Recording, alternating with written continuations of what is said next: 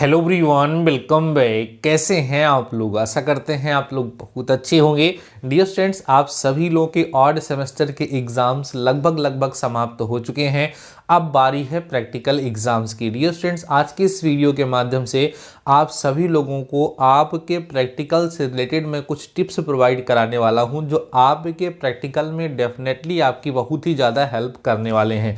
Dear students, I hope आपके exams बहुत ही बेहतर हुए होंगे। जैसे भी हुए होंगे, अब उसका काम हो चुका है। अब बारी है आपके प्रैक्टिकल एग्जाम्स की। तो सबसे पहला आपको ये टिप्स है डियर स्टूडेंट्स कि आप अपने कॉलेज के कांटेक्ट में बने रहें। बहुत सारे स्टूडेंट्स ऐसे होते हैं जो रेगुलर क्लास नहीं लेते हैं, उनका प्रैक्टिकल छूट जाता है, जिससे उन्हें भविष्य में बहुत सारी समस्याओं का सामना करना पड़ता है। सबसे पहली बात तो आप ये जानना चाहेंगे डियर स्टूडेंट्स कि आपके प्रैक्टिकल एग्जाम्स कब होंगे। तो डियर स्टूडेंट्स, प्रैक्टिकल एग्जाम की डेट अलग अलग संस्थाओं द्वारा निर्धारित होना शुरू हो गई हैं। नहीं तो आप कमेंट सेक्शन में मुझे कमेंट करके बताइए। कुछ स्टूडेंट्स के माध्यम से मुझे जानकारी मिली कि उनके यहाँ इस डेट को प्रैक्टिकल एग्जाम है। डियर स्टूडेंट्स, मेरा जो कहना है उसके हिसाब से आप सभी लोगों के प्रैक्टिकल एग्जाम, चाहे आप फर्स्ट सेमेस्टर में हो, आप थर्ड सेमेस्टर में हो या फिफ्थ सेमेस्टर में हो, आप सभी लोगों के प्रैक्टिकल एग्जाम्स होली के पहले करा लिए जाएंगे। इसलिए आप सभी लोगों से एक रिक्वेस्ट है, एक सुझाव है आप लोगों को कि आप अपने कॉलेज के कांटेक्ट में बने रहें। कई सारे स्टूडेंट्स क्या होता है कि जब आपका ये एग्ज़ाम समाप्त हो गया है तो हम ये सोचते हैं कि अपने घर चलें, आप घर की तरफ बढ़ जाते हैं और कहीं ना कहीं उसी बीच में जब आपका प्रैक्टिकल एग्ज़ाम आ जाता है तो प्रैक्टिकल एग्ज़ाम छूटने का डर रहता है। इसीलिए डियर स्टूडेंट्स, अगर आप एग्ज़ाम के बाद घर आना चाहते हैं छुट्टी मनाने के लिए, तो अपने कॉलेज के कांटेक्ट में, अपने टीचर्स के कांटेक्ट में ज़रूर से ज़रूर रहिएगा, क्योंकि इसी बीच आपके प्रैक्टिकल कराए जाएंगे। आपके कॉलेज की क्या अपडेट है ये मैं पर्सनली आपसे नहीं बोल सकता हूं, क्योंकि वो आपके कॉलेज के संस्था के जो प्रधान हैं वही बता सकते हैं।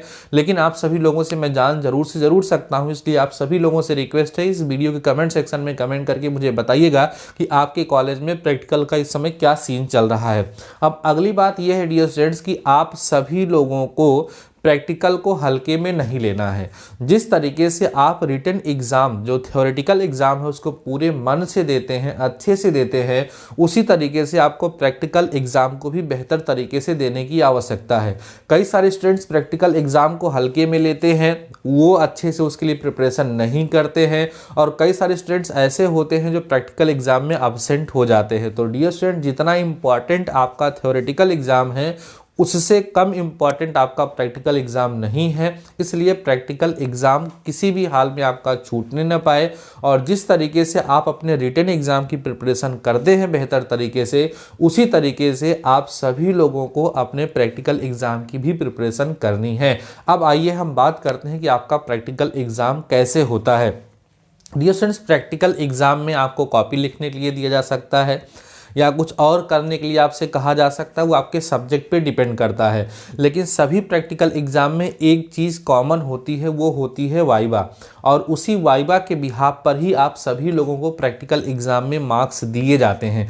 डियर स्टूडेंट्स, अगर आपका वाइवा बेटर होता है, अच्छा होता है, तो आपकी कॉपी थोड़ी कम अच्छी भी लिखी गई है, या आपका जो प्रीवियस जो कुछ भी है वो उतना अच्छा नहीं है, फिर भी आपको अच्छे मार्क्स मिलते हैं अगर आपका वाइवा बेहतर होता है। तो बात कर लेते हैं कि आपका वाइवा बेहतर कैसे होगा।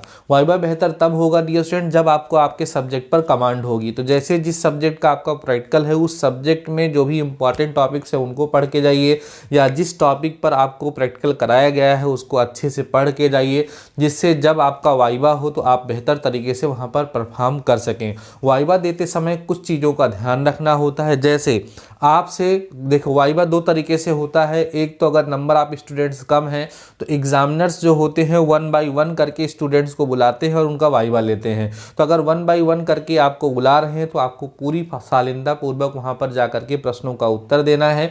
जो कुछ भी आपसे पूछेंगे, अगर आपको आ रहा है तो आप उसको सही सही बताइए। अगर आपको वो चीज़ नहीं आ रही है जो आपसे पूछा जा रहा है तो उनको गुमराह करने का प्रयास ना करिए। उनसे मिलती जुलती चीज़ें जो आपको पता है उनको बताइए कि सर ये टॉपिक हमारा नहीं तैयार है, ये टॉपिक हमारा तैयार है, सर इससे पूछ लीजिए। कई बार ऐसा होता है कि एग्जामिनर्स आपसे खुद से पूछते हैं कि बेटा कौन सा टॉपिक आप पढ़ के आए हैं, तो कम से कम इतना जरूर करें कि कोई ना कोई टॉपिक आप पढ़ करके जाए, नहीं तो लास्ट में हर एक एग्जामिनर का लास्ट में यही क्वेश्चन होता है कि आप क्या तैयार करके आए हैं, आपसे क्या पूछा जाए। तो उस सिचुएशन में आप जब आप नहीं देते हैं तो उसका आपके वाइवा पर बहुत ही बैड इफेक्ट पड़ता है। भाई अगर आपका सब कुछ तैयार है तब तो कोई दिक्कत नहीं है, बेस्ट है, वो तो आपके लिए बेटर है ही, सबसे अच्छा है, अच्छे मार्क्स आपको मिलेंगे। लेकिन कई एग्जामिनर बहुत अच्छे होते हैं, वो पूछते फिर लास्ट में यही पूछ लेते हैं कि बेटा आप अच्छे से नहीं बता पा रहे हो, ये बताओ तुम्हारा कौन सा टॉपिक तैयार है, तुम्हारा कौन सा चैप्टर तैयार है, या तुम क्या पढ़ करके आए हो। तो आपके पास कोई ऐसा टॉपिक, कोई ऐसा चैप्टर जरूर हो जो आप बेहतर तरीके से तैयार किए हों और उसके बारे में बेहतर तरीके से आप बता सकें। अगली बात यह है डियर स्टूडेंट्स कि अब जब आप पॉलिटेक्निक डिप्लोमा कंप्लीट कर लेंगे तो अलग अलग कंपनियों में जाएंगे, वहां पर आपका इंटरव्यू होगा।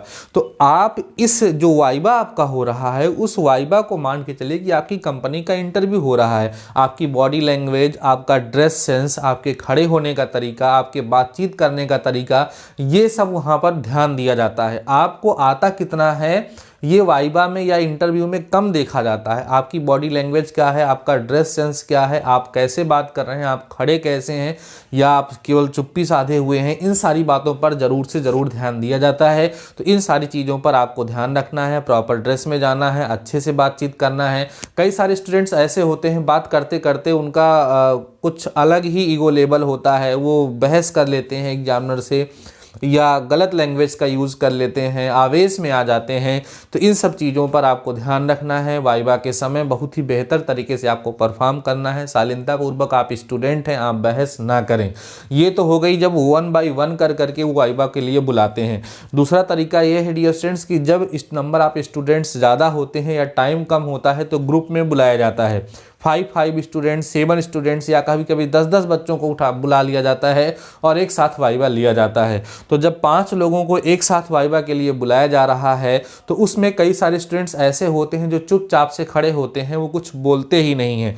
जब कुछ बोलते ही नहीं है तो एग्जामिनर उनको नॉर्मल नंबर दे करके किनारे कर देते हैं। इसलिए डियर स्टूडेंट्स जब आपको ग्रुप में बुलाया जाए, 4-4, 5-5 लोगों के ग्रुप में आपको बुलाया जाएगा, उस सिचुएशन में आप सभी लोग अपने आप को रिप्रेजेंट करने का प्रयास करेंगे। कोई टॉपिक आपसे पूछा जा रहा है, कोई आपका दोस्त बोल रहा है, उससे ज़्यादा आपको आता है तो आपको बोलना है, आपको उसको बताने का प्रयास करना है। कहने का मतलब प्रयास करना है कि कोई क्वेश्चन पूछा जाए तो आपके दोस्त ही ना बताएं, आप भी उसमें बताएं। नहीं तो एग्जामिनर के माइंड में आता है कि ये स्टूडेंट जो है ये बिल्कुल बात नहीं कर रहा है, ये कुछ भी नहीं बता रहा है। और आपको पता है 1-2 मिनट का वाइवा होता है, उसमें वो आपको ऑब्जर्व कर लेते हैं। इसलिए डियर स्टूडेंट्स वाइवा की प्रिपरेशन बेहतर तरीके से करनी है और ग्रुप में हो या अलग अलग हो, आप सभी लोगों को ध्यान रखना है। बॉडी लैंग्वेज, ड्रेस सेंस, आपको आवेश में नहीं आना है, शालीनतापूर्वक जवाब देना है। देखो अब कई सारे लोग ये भी सोचेंगे सर इतना बड़ा माहौल मत बनाइए, ये सब कुछ नहीं। नहीं सर, आपको यहीं से धीरे धीरे चीज़ों को सीखना है। क्लास में जाए, मे आई कम इन सर करके जाएं, शांति से सही से खड़े। कुछ लोग ऐसे करके खड़े हो गए, कोई ऐसे करके खड़े हो गए, ये सब चीज़ों को ध्यान रखना है।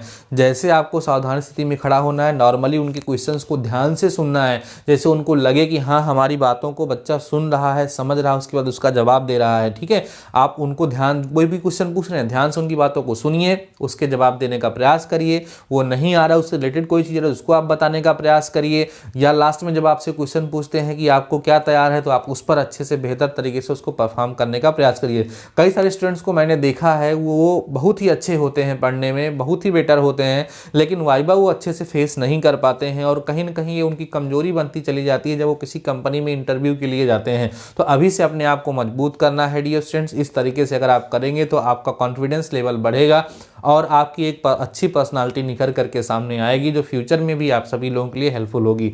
आई होप डियर स्टूडेंट्स आप सभी लोगों के लिए वीडियो काफ़ी ज़्यादा हेल्पफुल होगा, इसलिए मैं इस वीडियो को आप सभी लोगों को प्रोवाइड करा रहा हूं। अगर आपको वीडियो पसंद आया तो कमेंट सेक्शन में कमेंट करके जरूर बताइएगा और पसंद आए तो अपने दोस्तों के साथ शेयर करिएगा। बाकी जल्द ही अप्लाइड मैथ सेकेंड की क्लास में स्टार्ट करने वाला हूँ, उसके लिए आप सभी लोगों का ओपिनियन है जो कुछ भी है कमेंट सेक्शन में जरूर बताइएगा। बाकी डियर स्टूडेंट्स आज के इस वीडियो में बस इतना ही, मिलते हैं नेक्स्ट वीडियो के साथ, नेक्स्ट टॉपिक के साथ। तब तक लिए शानदार रहिए और पढ़ते रहिए।